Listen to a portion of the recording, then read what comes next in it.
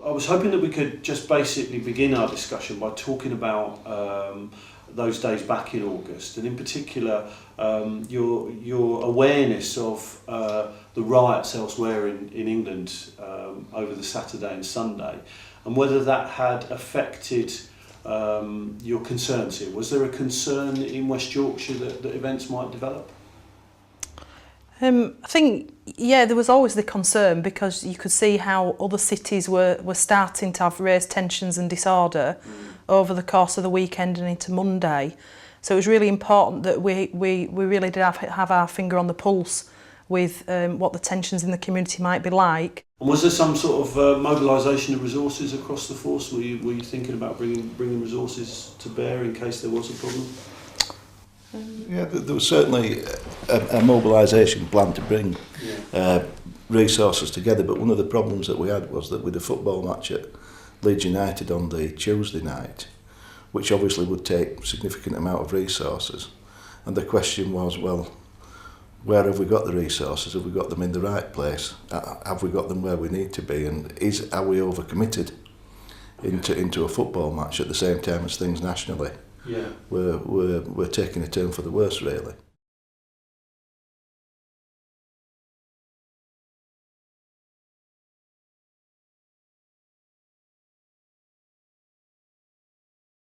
And what was the first then major issue that developed on that day?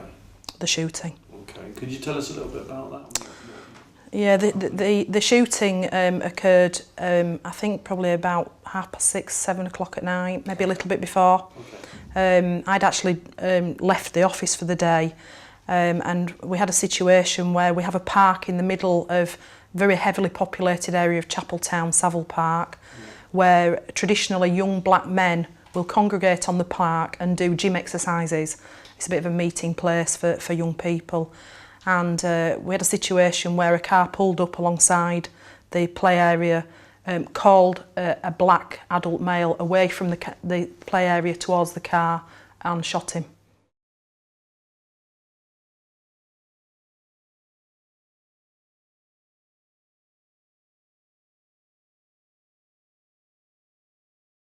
What happened on that day was one of the gentlemen that were training there, Gavin Clark, he was doing some exercise, and he's been doing it for a long period of time physically. He was a strong guy who looked after his body and really encouraged a lot of other young people to come and use that facility. But on that day there was a car that drove past and coaxed him over into this area here where we stood.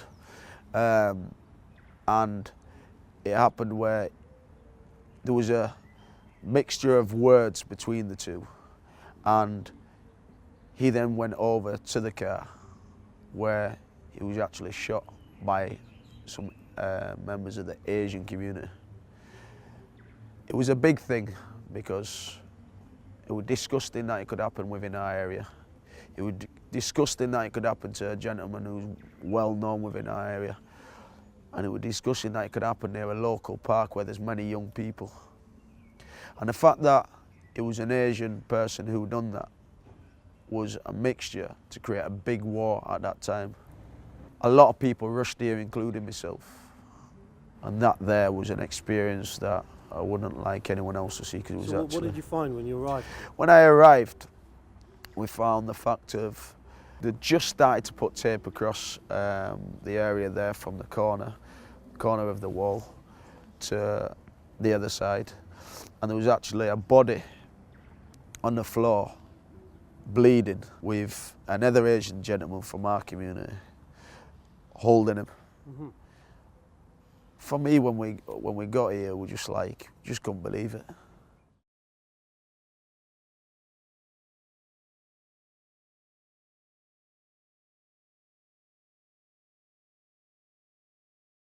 So I understand that when the shooting happened, it was important for you to secure the scene of the crime and so on. And I understand that you sent resources down there, and there was an incident concerning a dog and a young male. Could you tell us something about that? Yeah, the scene was very difficult to contain. We had quite a volatile group of youth who were quite hostile towards the officers who were trying to contain the scene, because we obviously wanted to secure and preserve evidence from that scene as well as we could. And actually holding the scene secure was proving to be very difficult for the officers. So a police dog was deployed to support the officers at a very difficult part of the scene. The dog slipped its lead and bit a young male who was at the scene. That male was, I think, 14 years old, quite badly bitten. The slipping of the lead was a complete accident, but clearly, you know, increased the hostility towards the police immediately, and was seen as a very hostile act by the police to deploy a dog. The next thing we came down with loads of dogs. They put the dogs at the front of the tape, and was using the dogs as a tool to back up the people that were showing concern for the individual. It turned attention to the level of the disrespect that the police was giving. Yeah, yeah. That's what it turned attention to.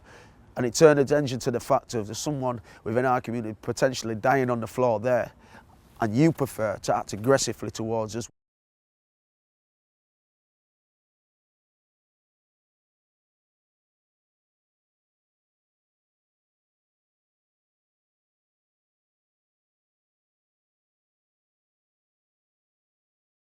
What happened then is, there was them and us scenario.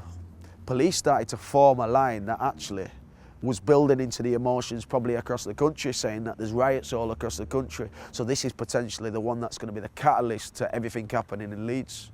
No, this was on the back of somebody being shot, police showing a level of disrespect, and the dog biting two individuals from our community. One young 14-year-old and one adult. So that's the reason why the catalyst of the so-called riots in Leeds took the next tail then. So when the police lined up all the officers in the road, they created an image that says it's now you and us, community against police. That whole situation there should have been a level of respect to say there's a man shot on the floor. And that situation there shown a level of disrespect. When it started taking us back through generations as a community, we don't think we've been policed in the best possible way. It's the same policing, same shit, but just a different day. There was clearly a big feeling that the biting of the young man was being ignored by the police. It wasn't being ignored, it was that there was a lot of other things going on at the time that were fast-time things that needed doing. So I then took it upon myself to make sure that we were looking at the dog bite and making sure we were going down the correct process of investigating that, to reassure the community if there was wrongdoing on the part of the police there, it would be dealt with properly. There was clearly, you know, a situation developing out in the community with a group of young men, probably no more than 15 to 20 in number at any one time, who had decided, despite the fact the bigger picture was calming down, they were very intent on how they saw it as seeking revenge for the shooting. Had a suspect been apprehended at this time? No. You still didn't actually know who it was? And had the male that had been shot, had he died? Or? No, he was still alive. He was still alive. But he was critically ill.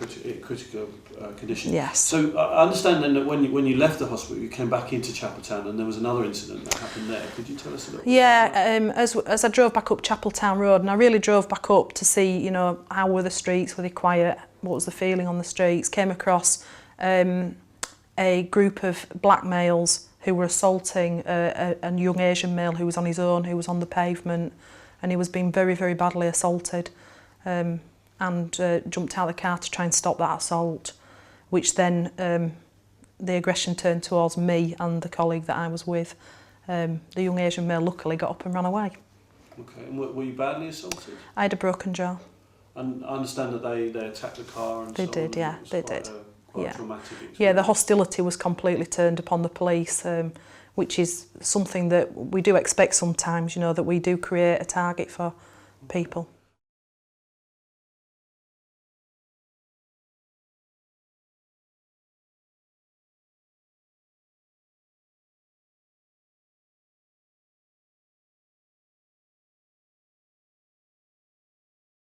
So I presume at this point there was some significant public order operation developing in Yes. West Yorkshire Police to deal with this situation? Was that the case? Yeah, the resources were being mustered and the mobilisation plan had been put into place. Okay, so after the assault, you went up to the police station, and can you tell us what happened from there? Yeah, two of the local key community contacts that I have met me at the police station. So we had two things going on really at the same time. We had the police resources who were coming together and getting themselves kitted up into the right equipment to deploy into Chapeltown. Should I feel it was the right thing to do because I was the commander at the time. Okay.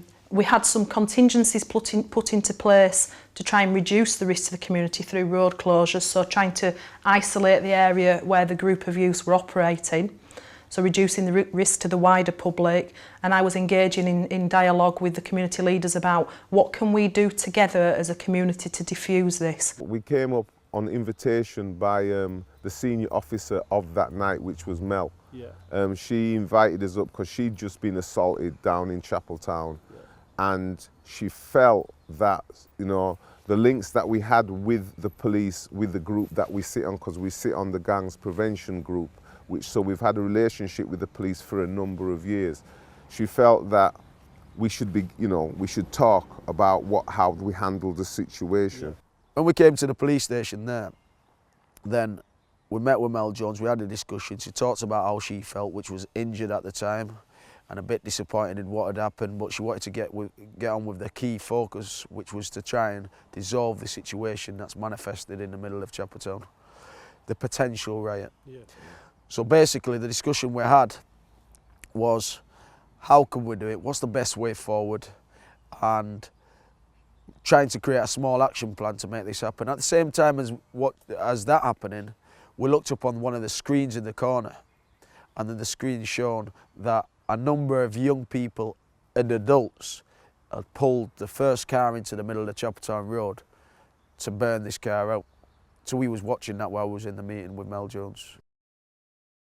When we got here, it was like probably a scene out of Iraq or somewhere. It was like a military happening. When we got here, like in there, all out here was absolute total police vans, vehicles, officers getting ready in real combat gear. It was like a military operation was operating. Actually, when we came up, it was quite frightening because obviously it's about 10:30, 11 o'clock at night, and we've come up and we've gone in and we've had to walk through all of these officers packing up, real packing up. When I'm talking full riot gear, you know, it was kind of quite intimidating. And to go through, and one of the first things I remember what Mel said was that she has the power to bring down the whole force of the West Yorkshire Police on Chapeltown tonight.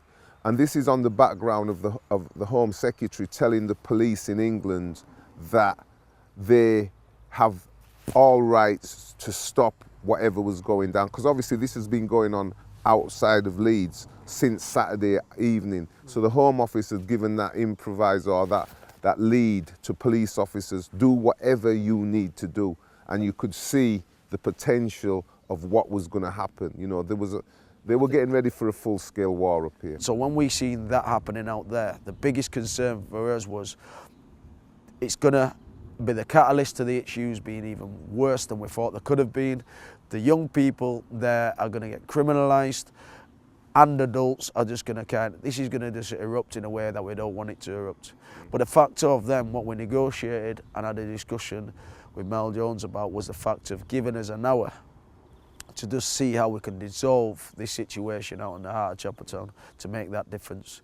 And after that hour, if we don't see no movement in change and supporting that not happening, then obviously we can't control what happens next. But that hour was crucial to everything that happened. I'd worked with Claude and Lutel for 3 years prior to 2011. We built up a relationship where we knew and trusted each other to do certain things when we asked. We knew we had an openness and an honesty about us, so I knew if I asked them to do something and they couldn't do it, they would say. Equally, they knew that if I promised not to do something or to do something, I would keep my word. So we'd worked hard on a relationship for a long time. And I knew that they had the credibility and the trust of those young people to be able to go and speak to them and actually reduce the tensions that was within that group and start to diffuse it.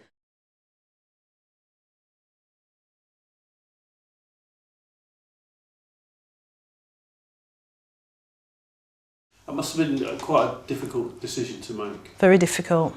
Did you feel that there was some pressure to intervene at that point? Absolutely. I had more than one telephone call from the Gold Commander, the police Gold Commander, saying you need to go and take Silver Command and you need to put resources into Chapeltown. So there was some internal pressure? Absolutely, yeah, because traditional policing methods are, you know, we all revert to typing these times. And the traditional policing method is to put lots of police resource into an area. And what was your feeling about what might have happened if you had deployed in that way? There's no doubt about the fact this was a roaming group who were looking for a focus for their attention. And there was no doubt about it, had the police been put in at that time, in my mind, we would have been the focus for that attention, and actually the disorder would have escalated. When we got here, when we got down Chapeltown from up at the police station, the car was burning just at the end of this street. So when we came down, we could physically see the Nissan Micra burning. They were all very upset because obviously a young friend of theirs had just been attacked by a police dog in front of full view. And in the back of their minds, there was also the situation that a man had just been shot. A lot of the young people, obviously with the Chapeltown Young People's Club that had been running for a number of years, I knew them. When I say I knew them, they'd been to after-school club with me, they'd been to summer programs with me, so they knew me and they knew Lutel, because Lutel was working with them as well around football. So when we turned up, it's not like adults that are just coming to young kids that didn't know them. We came down and said, listen, you know, even though you're upset, we know you're upset about, you know, the young guy getting bit up by the dog, but if you stay out here, it's going to be worse for you in the long run. And that's what we said to them. With some help from some of the other adults that was out here, and some of the parents now had started coming out of their houses to find out where their child was. That's how it kind of diffused.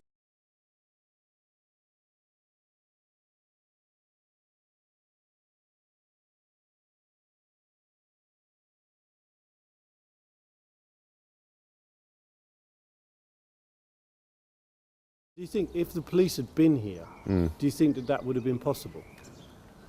No, I think some parents would have thought that it's better for me to get out of the way, because they wouldn't want, because when you've got kind of disturbances and the police come, which we've seen in events gone by over the years, the police can't differentiate between who's potentially a rioter and who's not a rioter, so they'll just arrest everybody. Do you get what I'm saying? So you as a parent could think, oh, I'm trying to help. But when them police come down in the riot gear that they were wearing, you know, there was no time, you know, you could actually end up in a van. And I was a bit worried about that, because that could probably more fuel it. If they came and arrested somebody like me or Lutel, the police, or a parent, that could actually fuel the situation.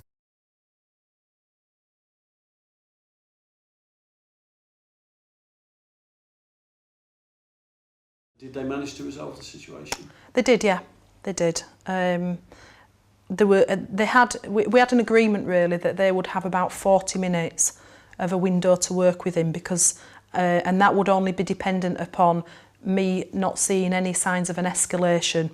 So as long as there were signs that I could see of a de-escalation, I would hold back putting the main policing operation footprint in, and they would only have a limited time window, because I think we agreed that if they hadn't managed it within that time window, they weren't going to manage it. So it's pretty important 40 minutes then. Yeah, very. Yeah, it must have been a very tense 40 minutes as well. It was, yeah. Okay. And once events then began to de-escalate and you started to see evidence of de-escalation, did that make it easier for you to stick to your decision not to intervene? Very much so, yeah. I had a very frank conversation with the Gold Commander for the force and said, look, I can either go and set up a command room and put police resources in, or I can invest into the relationship that we've got built with the community here, but I can't do both in the next 40 minutes. Which one do you want me to do? And there was a decision at gold level that given... The gold level decision was, you do what you think's right. Okay. So communication and dialogue were really important to how you developed your tactics around. Absolutely, they were the absolute key. We have to be realistic. Mel Jones had something different where she respects and values the level of engagement by communities. There's some officers with it systematically that don't really believe in what the power of engagement with communities can do. So we have to look at the fact of due care and attention. She cared and would consider it about how that whole situation planned out for the evening. It didn't just happen. So a lot of the decisions was based on that feeling also. And that's what we don't normally get. We usually get hard-hitting officers that will say, it will happen, we will enforce our decisions and we will get on with what we're doing. And we've seen that many times over that it doesn't happen. If you go back to 81 or other riots in the past, it hasn't worked out. So it was good that an officer took the time out to think, how can we actually approach this situation differently from we've done in the past? Because let me tell you, it hasn't been done in the past, because really the more senior officers always say, we're here to police situations.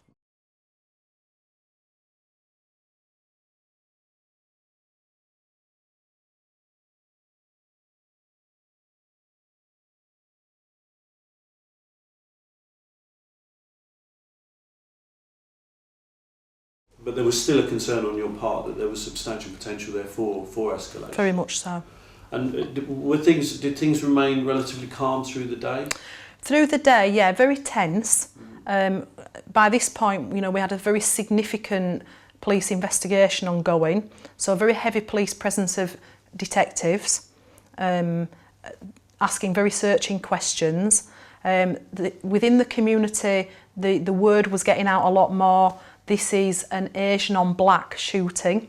So people began to realise that yeah, at this point. Yeah, people who perhaps didn't realise the night before, but quite quickly you've got the whole community talking about this rather than just a few people. And you were becoming aware of this because of your community engagement, essentially. Yeah, and what we had from certainly the mosques was a real feeling of vulnerability, because they were saying, you know, we're very worried about where this is going to go. We know there'll be reprisals. It's Ramadan. They were feeling very, very vulnerable as a community. I was the silver commander for the Leeds United game, and clearly the wider picture here was that the country was starting to see the effects of serious disorder up and down the country. West Yorkshire Police were committed to mutual aid to other places. We'd got a massive football operation on. Lots of major towns and cities had been attacked by people coming in. So we'd got a real worry about exactly what was going to go on, particularly as the night drew in. The football went without a glitch, actually. It was just as it should have been, a normal footballing operation. But that was then, as that was drawing to a close, things started to happen in Chapeltown.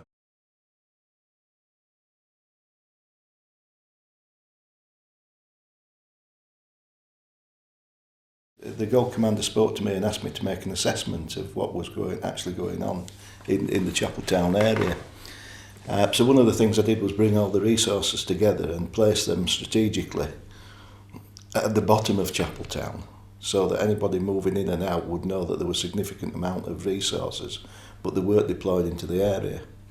And then I took a mobile command platform, for want of a better phrase, into the area to see exactly what the situation was.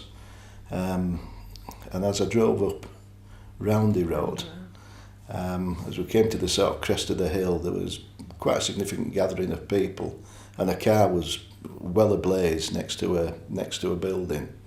And as soon as they saw the police, a lot of people started running down the road, resulting in us having to withdraw quite quickly. But that was just one focus. Everywhere else where we went was quiet, and we moved into the heart of the Chapeltown area, and it was strangely quiet. So one of the decisions I had to make then was, what do I do about the car? What do I do about Roundy Road? And I spoke to Melanie to get an understanding of the wider picture of what was going on. And I decided that we'd wait and see what interest the crowd would have, rather than starting to redeploy lots of policing resources into one area to create a focal point for what could possibly become disorder, because it was clear from the crowd's reaction that they were looking for the police to respond to this particular issue. And then I went to see Melanie up at Steinbeck Police Station to understand exactly what was being done with the community before we started to move into the area and actually unpick the work that might have been going on in through the community cell. So there was an understanding on your part that if you had sent resources into that area at that time, that your officers would have become a focal point for... It was absolutely clear that the dynamics that I'd seen, they were looking for a focal point. They were looking for something to trigger an escalation of their behaviour. And there was another little incident in the heart of Chapeltown where, as I went in, some people threw barricades behind the vehicle to try and trap us in, but fortunately with a way out. And it was clear to me that actually we were the focus of the attention that people wanted to actually engage in confrontation with the police. Well, one of the natural things that you want to do is when you see a state of disorder and everything ablaze, you want to restore normality immediately. And actually sometimes you just have to understand, is that controlled? What will happen if we actually do the things that the police traditionally do? And it was clear that if we just left what was happening, things would people would start to move away because the car burnt itself out. There was no further disorder.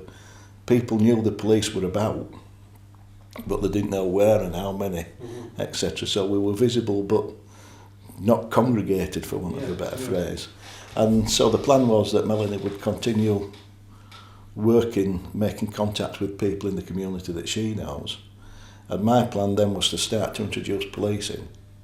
Mobile policing, not on foot policing to start with, driving through the area to show people that the police were about, but actually not creating a static point of contact and confrontation, which actually Chapeltown as an area really went very, very quiet.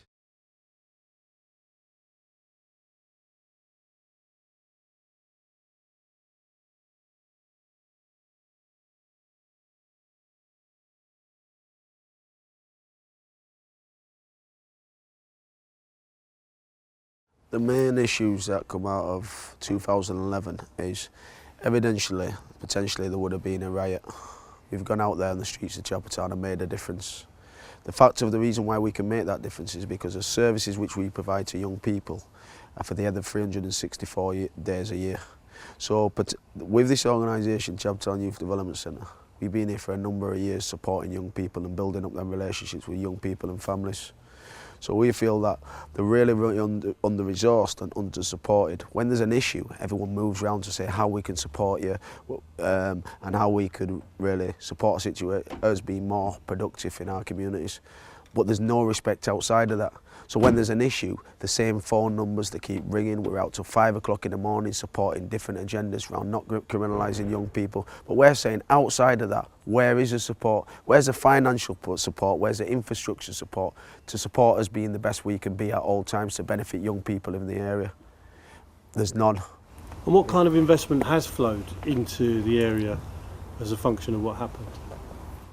None. The investment that's floated into the area is based around building more CCTV cameras where police would have wanted to put them in certain spots, so they've had the opportunity to do that. So all of a sudden the city produces money that was never there in the first place to support young people's delivery, but they find big resources, a massive amount of money to support putting cameras in key positions where they wanted to put it in prior. So really the issues they use as a tool to catalyst any agendas that local authority or police have, but it doesn't really do anything for the communities. It doesn't capacity build the communities. Well, what's one of the biggest factors within deprivation within communities? It's joblessness and worthlessness. So what we're saying is, if we capacity build young people and adults from our community, we create a different kind of model which creates social change within your own communities. And that way we can capacity build a wider community to think more positively about themselves. What happens is they're usually called hard to reach, but they're easy to ignore.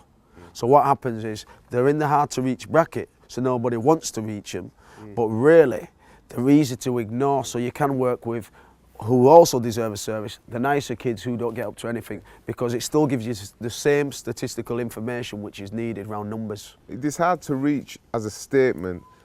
To me, community organisations never find it hard to reach young people. So I don't know systematically, I take Lutel's point, don't want to engage, don't want to deal with. It's not hard to reach. So to me, as far as I'm concerned, young people can be reached wherever they are, you go to where they are. You've got a statutory service which only delivers up until 9 o'clock or 8:30 on a night, Monday to Thursday. They don't even want to work. And, you know, and I've had to work within this game for 20 years. The statutory service do not want to work on Friday nights. They don't want to work on Saturdays. They don't want to work during school holidays. But we community groups, we will work 365 days a year. That's the reality. The thing is, the capacity of what we do here, that's how we reach young people through a level of due care and attention over a number of years to build relationships with young people and parents. So you're not really building it on that night, you're building it on your credibility for those years prior to that night. Right. And then what happens then is young people say, well, do you know what? Even when times are good, bad or indifferent, you're still there and you're forever present. Now what's happening a lot of the times, depending on the different agendas that shift through politics, through other regimes, the fact is there's one prominent thing at all times, and that's communities that don't really change. So that's created the biggest monster in itself. And if you look at it, this career building exercise of different institutions there, we've seen it come and go over a period of time, whether it's policing, whether it's council staff, they're changing, they keep changing, they're changing. And the thing is, there's no care or consideration. If you look at a community, the community has a two-way buy-in. They live in them communities and they want the best that's for them communities. So they've got more of a affiliation to that situation than someone who just comes in to do a piece of work. And I do believe that when we went down, when we go like into that situation in August 2011, as being able to speak to young people was not based on they knew us from that week. It was, a lot of them were kids we'd worked with over maybe 18 months. So we could say to them, well, I was saying to them, you know, you've got something to lose. The only loser in that game on that night will be our young people. And what would they lose? We were putting on activities, residentials, trying to get funding to take them go-karting, try to get them funding. Even when the local authorities putting on a summer program, they don't want to engage these same kids. They'd be having an event up, kayaking and stuff going on up there, but they wouldn't get these young people. So we've managed to engage them and make sure that they're filtered in through that. Well, let me give you one example which Claude will confirm right now. We're at Gangs Prevention Strategy meeting, which is held at Steinbeck Police Station. Now it's held at Reginald Centre. We made a key statement that between November 2013 and up until now, there's been a number of stabbings calculating to approximately 16 stabbings. The first thing that was spoke about after that fact was what are the cost implications. So how are we going to defeat that if we're not given the tools? We're flagging up an issue. We've got that community knowledge. We're saying there's a knife epidemic. They're saying how much will it cost? Cost too much, so let's ignore it. Until someone gets stabbed, then it becomes the biggest thing in the world.